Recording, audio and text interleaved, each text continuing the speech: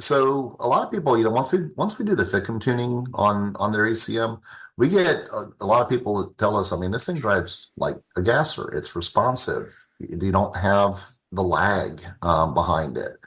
Um, Not a lot of people remember when the O3s first came out, and they were super, super snappy. Like you'd hit the gas and they'd go.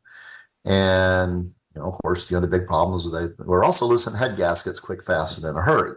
Um, and so Ford's solution to that was to one, fix the head gaskets, and then two, detune the FICM to get rid of the aggressiveness in the FICM.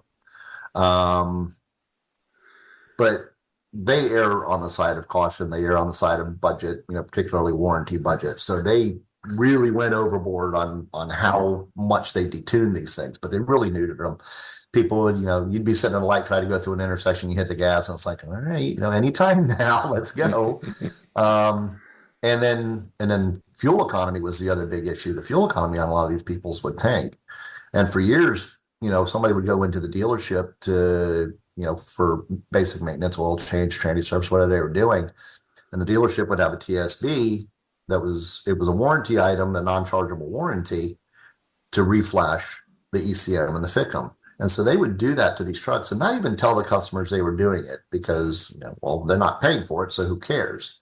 And I've had customers call me and say, I don't understand it. I drove my truck into the dealership for an oil change and I drove it out and this thing will not get out of its own way.